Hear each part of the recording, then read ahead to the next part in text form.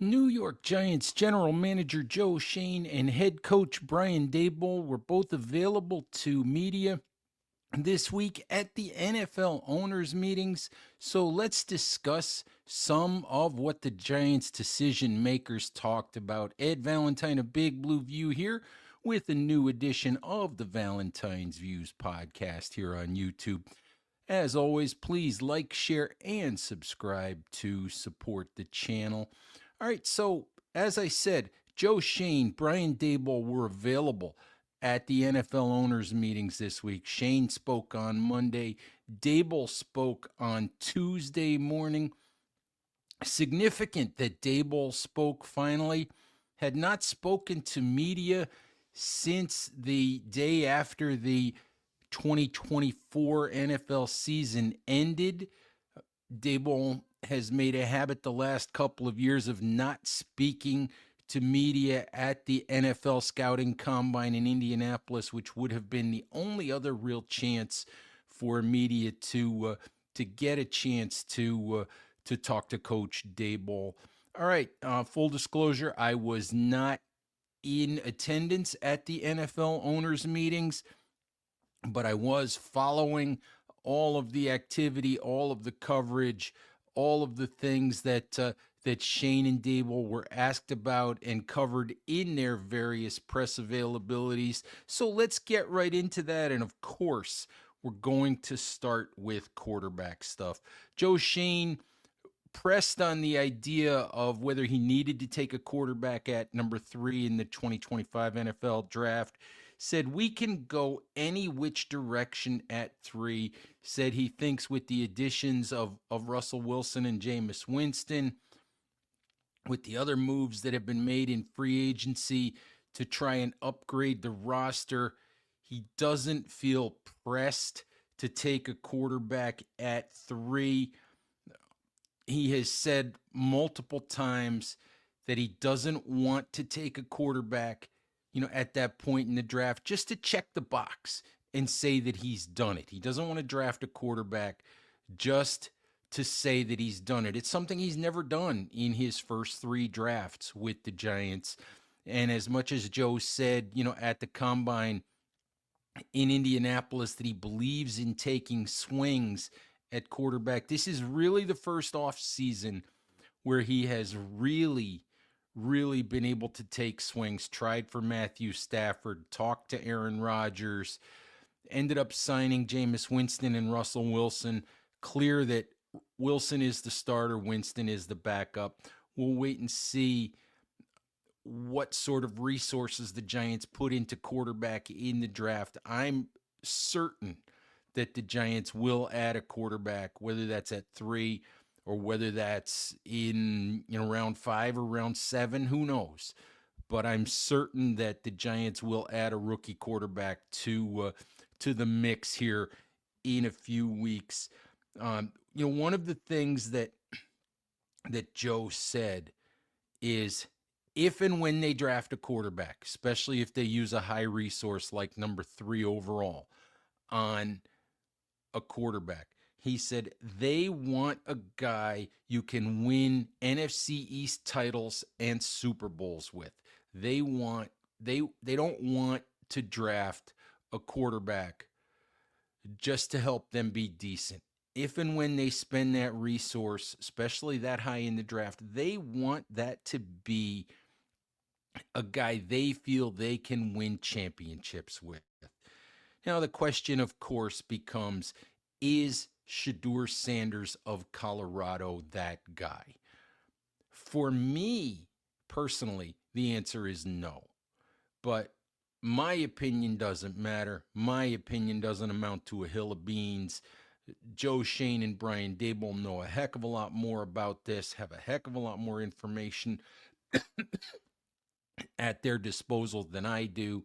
So what I think doesn't really matter.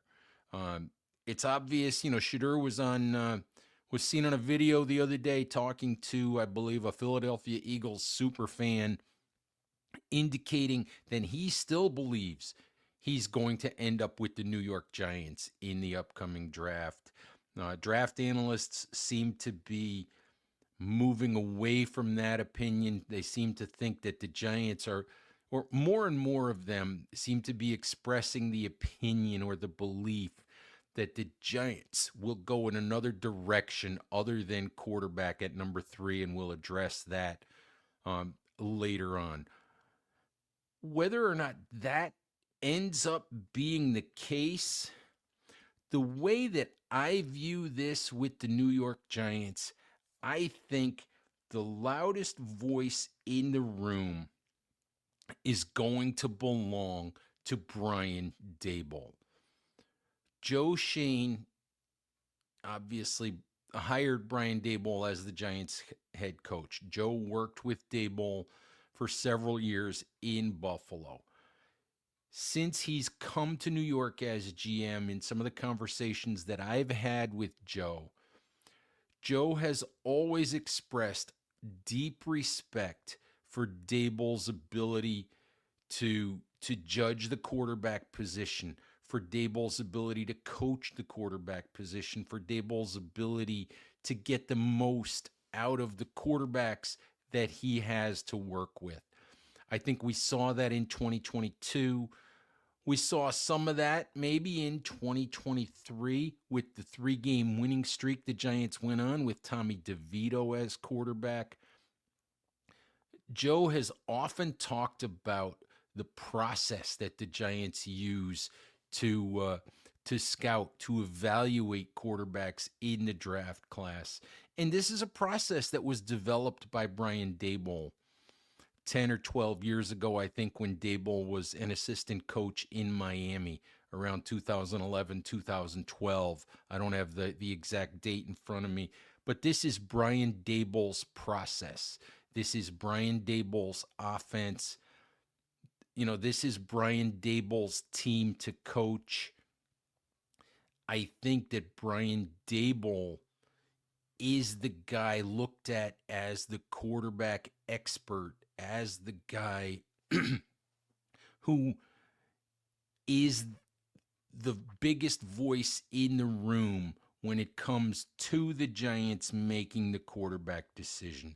So the question really is, it's not, is assistant general manager Brandon Brown going to fall in love with Shedeur Sanders? It's not, is Joe Schoen going to fall in love with Shedeur Sanders? It's not, is John Mara or Steve Tisch going to fall in love with Shedeur Sanders? The question really for me is, will Brian Daboll fall in love with Shedeur Sanders, or is he possibly already in love with Sanders? We saw some interactions between Daboll and Sanders at the East-West Shrine Bowl. A lot of those went viral. Daboll dapping up Sanders, Daboll talking to Sanders in a hallway, at the Shrine Bowl. We know that Daboll is not going to attend Sanders Pro Day on Friday. Daboll doesn't do college quarterback pro days. He said he much prefers the private workouts, the private meetings. He has more control over those. He can set those up. He can see what he wants to see, not what a quarterback does in a scripted workout with his own wide receivers. He gets more personal contact with the quarterback in that setting. So between private workouts, a 30 visit that Sanders will make to East Rutherford, New Jersey, Daboll will have a lot of up close and personal contact with Sanders and other quarterback prospects here in the next couple of weeks. I think this decision at 3 comes down to, does Brian Daboll fall in love with Shedeur Sanders?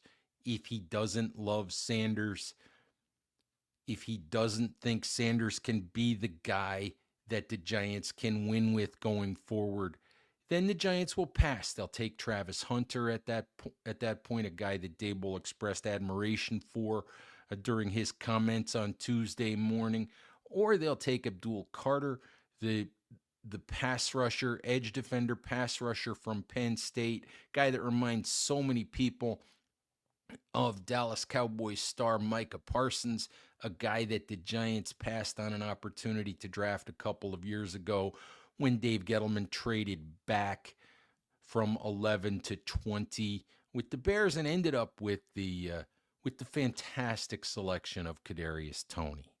So, and that one still hurts Giants fans, and I'm sure that a lot of Giants fans would be ecstatic to to get Abdul Carter and sort of take away some of the sting of losing out on Micah Parsons a few years back. But as I said, I think that really this decision comes down to, does Brian Daboll bang the table and say Shadur Sanders is the guy that I want to work with?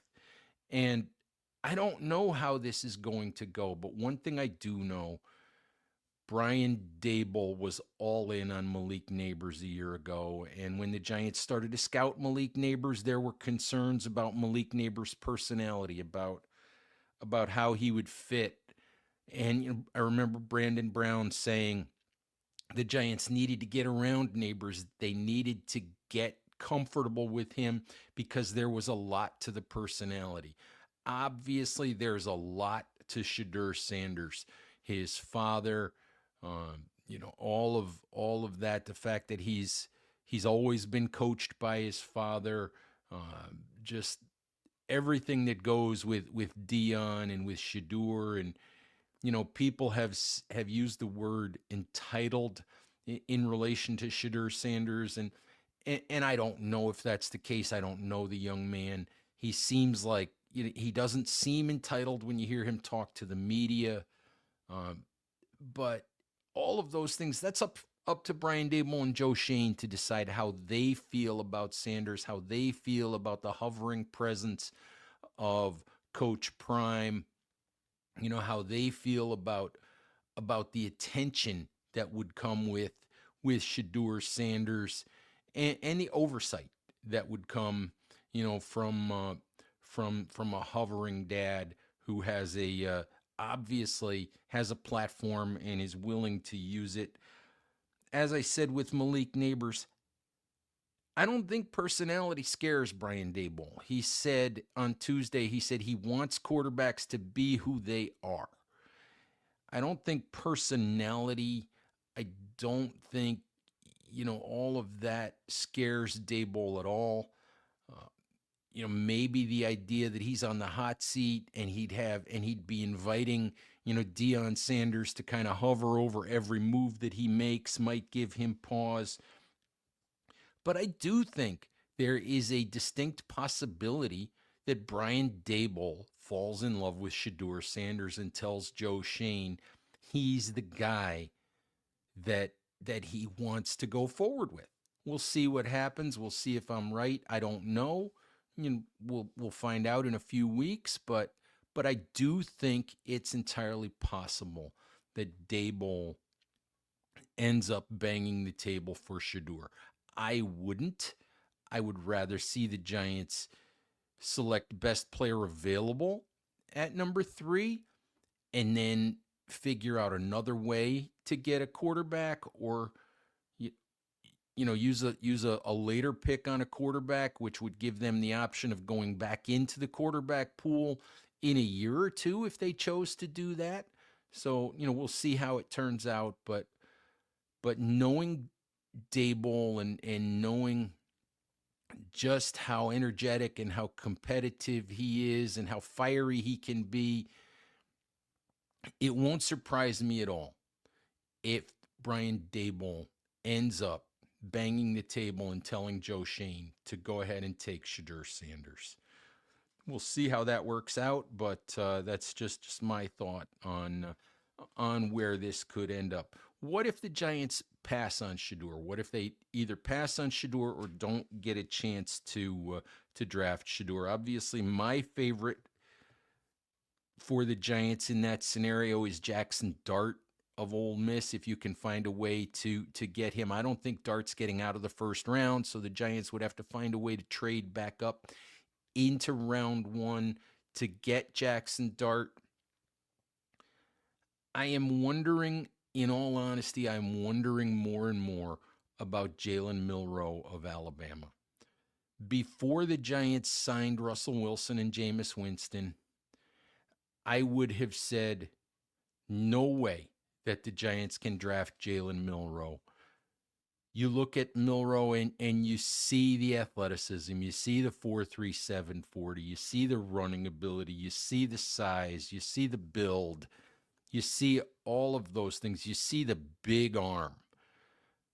And yet, the other thing that you see is Jalen Milroe is miles and miles and miles away from being a competent NFL quarterback in terms of throwing the ball accurately, in terms of making the right decisions, in terms of being able to read and process, to read defenses and process information quickly enough to throw the ball to the right place, to make the right decision, to make the checks at the line of scrimmage. And before the Giants signed Russell Wilson and Jameis Winston, I thought that, considering the situation that Brian Daboll and Joe Schoen are in, where both of them could be, facing one and done scenarios here if things don't go well in 2025, both could be out of jobs. I didn't think that the Giants could invest in a project like Jalen Milroe, who's not going to help them in 2025. Or if he does help them, it's only going to be marginally. It's only going to be most likely in RPO packages where the Giants try to take advantage of Milroe's legs. I just didn't feel like the Giants could invest the time and the draft capital in a long-term project like Jalen Milroe. Now, perhaps with Russell Wilson, yes, Wilson's only on a one-year contract, with Russell Wilson and with Jameis Winston both in the fold, expected to handle 2025, perhaps if you're Brian Daboll and if you're Joe Schoen, perhaps you can take a swing on Jalen Milroe. If you're comfortable enough, if you think that you can win enough football games in 2025, that you think you'll be back in 2026, and if you're those two, you probably should approach it that way. You shouldn't say, well, I'm getting fired anyway. So you want to think that you're going to be good enough to keep your job. So maybe with the upside of a Jalen Milroe, because of all that athleticism and because of the big arm, maybe in the right circumstance, maybe at 34 if he falls there, and Jackson darts off the board, something like that. Maybe you can take a swing on Jalen Milroe. I'll be fascinated to see if the Giants have an opportunity to draft Jalen Milroe, if they come to a point, whether it's at 34 or whether it's at 65 or wherever it might be in the draft. If they have an opportunity to draft Milroe and they haven't yet addressed quarterback, I'll be fascinated to see if they decide to take a swing on the talent. Milroe's a boomer bust sort of prospect as a quarterback. Hurts a lot less if you take a swing on him if it's on day 2 than it does if you take a swing on him in day 1 and he doesn't pan out. It would hurt the Indianapolis Colts a whole lot less if, as Anthony Richardson hasn't panned out in his first couple of years. It would hurt them a lot less if he was a second or third round pick than it does, since he's a number 4 overall pick. So we'll see. But in the back of my mind, I just think there's a bigger possibility today than there was a couple of weeks ago that the Giants might take a swing on Jalen Milroe. Couple of other things I wanted to address before we wrap it up. Thought it was interesting that Daboll said that before the Giants signed Russell Wilson, that Daboll watched every snap of Wilson's 13-year career. That's a lot of snaps. That's more than 6,000 or 7,000 dropbacks. That's a lot of plays. And I've been asked, I saw in the comments at Big Blue View, why would he do that? Because what does 2013, when Wilson was a rookie, what does that have to do with 2025 when he's entering his 14th season? And what it has to do with is Brian Daboll and the Giants need to know, what was he as a quarterback and an athlete? What was he as a young player? What was he at his best when he was winning a Super Bowl with the Seattle Seahawks? Versus what is he now? And they need to be honest about that. And Daboll said he's not the athlete that he was. He's not the explosive runner that he was. He still throws a phenomenal deep ball. He still makes good decisions. But you probably can't use him in the designed run game the way that they might have used Daniel Jones in years past. Maybe he can make plays, flushed out of the pocket, with his legs at times. But you want to know exactly what this player is, and you want to understand the arc of his career. And that's why Daboll put so much time into it. And the other part of that is Daboll and the Giants and Mike Kafka, the offensive coordinator, an NFL offensive playbook is a massive, massive thing. And the reality of it is, teams probably don't use, they only use parts of it. Even over the course of a 17-game season, you never get to everything that's in the playbook. You have all of these things in the playbook, and the job of the coaching staff, the job of the head coach, the job of the offensive coordinator isn't to say, this is my scheme and every player has to run this scheme and that's just how you do it. We're going to run these plays, and we're going to run these same plays every single year. And that's no matter who the personnel is, no matter who the quarterback or the wide receiver or the tight end or the offensive line or the running back is, these are the plays we're going to run. The job is to figure out what the quarterback does well, what the quarterback likes. What do the wide receivers do well? What does the tight end do well? What does the offensive line and the running back do well? What works with the personnel that you have? So, and the biggest part of that is what works with the quarterback that's going to be your starter. What works with the quarterback who's going to touch the ball on every single play? And what works with Russell Wilson is going to be different than what worked with Daniel Jones, which is going to be different than what worked with Drew Lock, which is different than what worked with Tommy DeVito.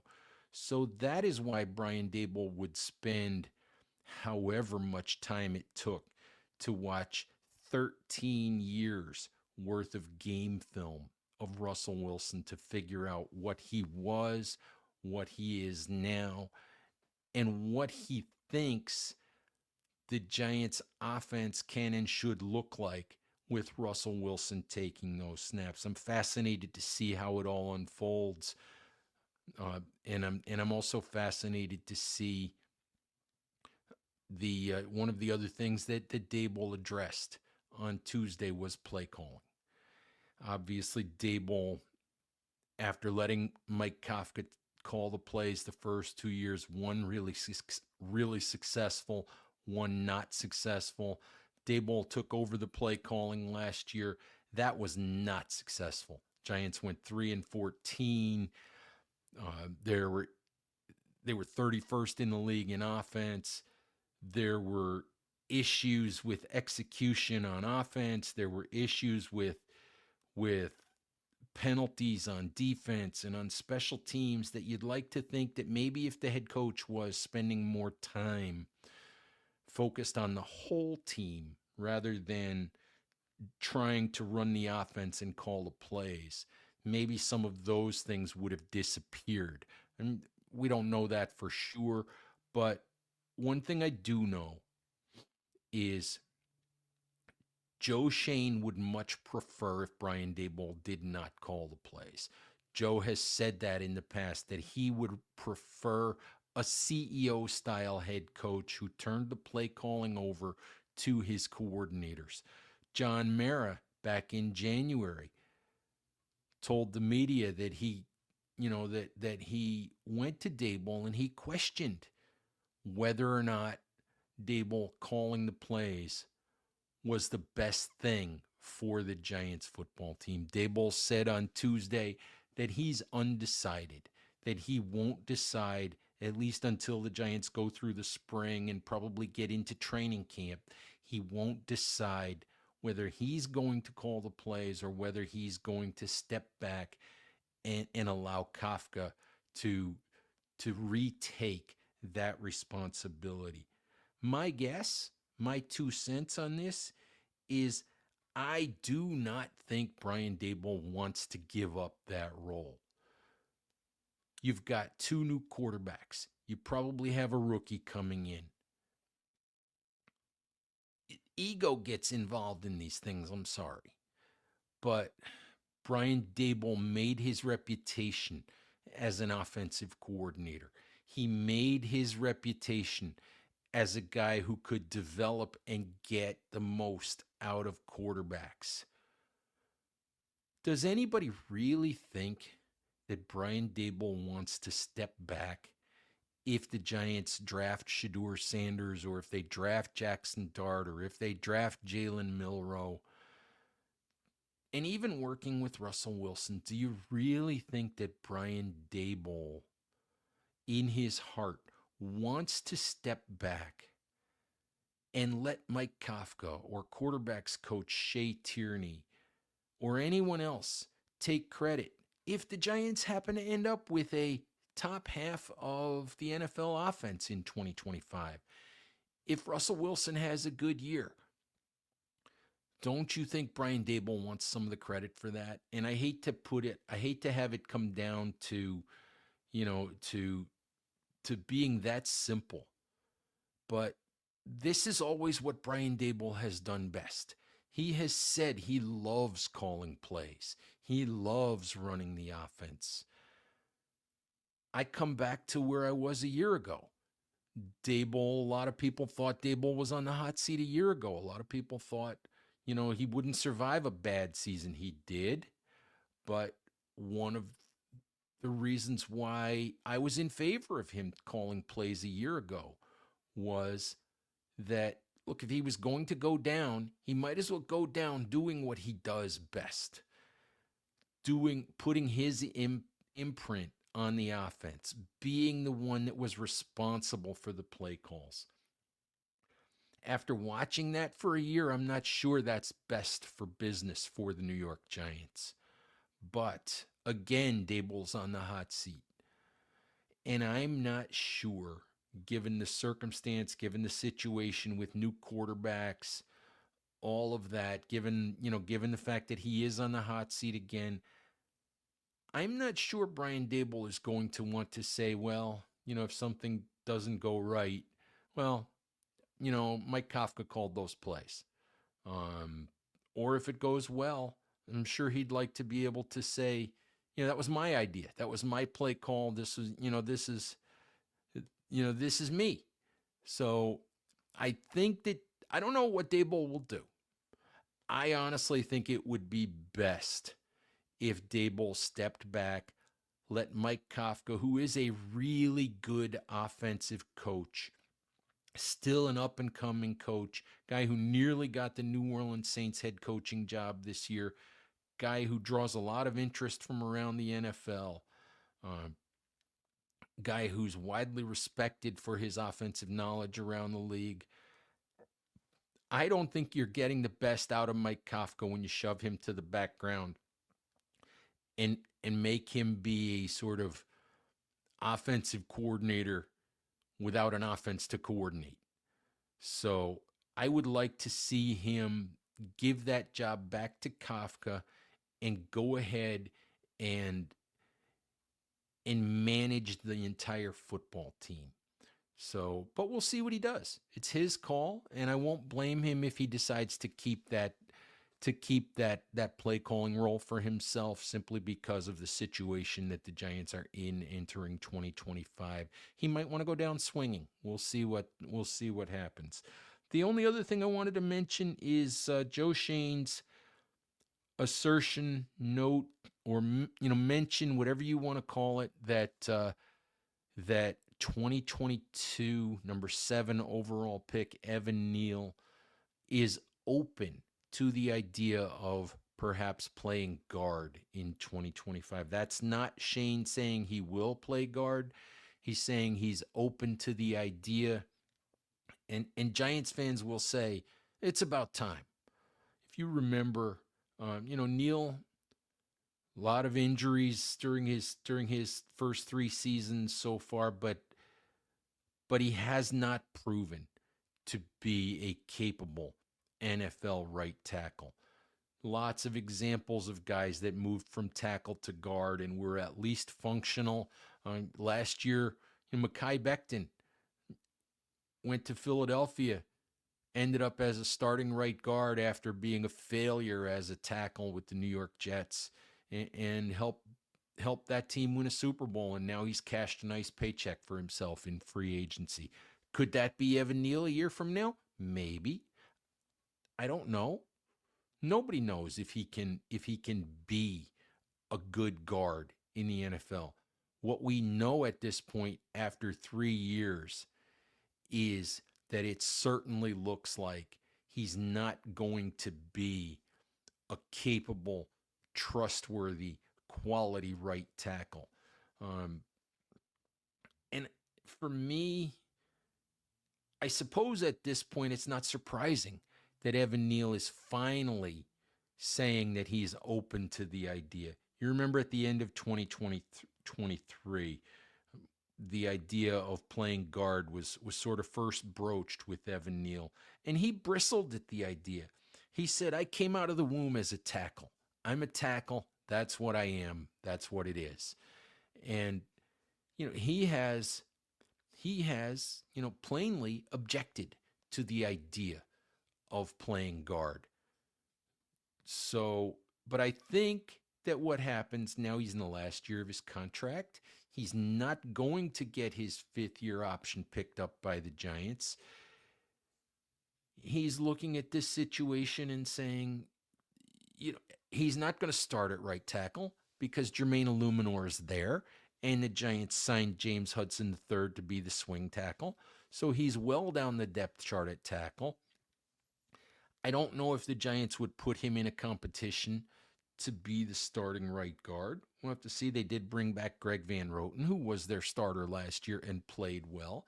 But I think that what happens is, Evan Neal, maybe a dose of reality, a dose of humility, looking at the fact that he's entering the last year of his contract, looking at the fact that unless he proves something and gets on the field and does something well, the Giants aren't going to bring him back, and no one else is going to pay him a whole lot of money if he doesn't perform well in some asset in some way at some position in 2025. So maybe this is his only path, and maybe he finally sees that. I hope he finally sees that. I hope he's willing, as Joe Schoen said, to do whatever is best for the team, because whatever is best for the team might end up being whatever is also best for Evan Neal's career. It doesn't matter if you're a tackle or if you're a guard, and I know there are somewhat different pay scales, but you can get paid. You can get paid quite handsomely if you're a good guard in the NFL. Will Freeze just went from Indianapolis to Minnesota and got, 5 years and $87 million. So you can get paid as a guard in the NFL. I hope that Evan Neal is truly open to playing guard. I hope that if the Giants ask him to play guard, that he approaches it with a good attitude, that he will be the best guard he can possibly be. And honestly, I hope it works out well for him. The Giants could certainly use good play from Evan Neal, whether it's at guard, whether it's at tackle, wherever it is, because you hate to completely end up throwing away a seventh overall pick in the draft. So cross my fingers are crossed that it works out well for Evan Neal and that he is productive for the Giants wherever they put him in 2025. All right, Giants fans, that's enough of my blathering for one show. Thank you as always for watching. Please stay safe out there. Take care of each other and we'll talk to you soon. Bye-bye.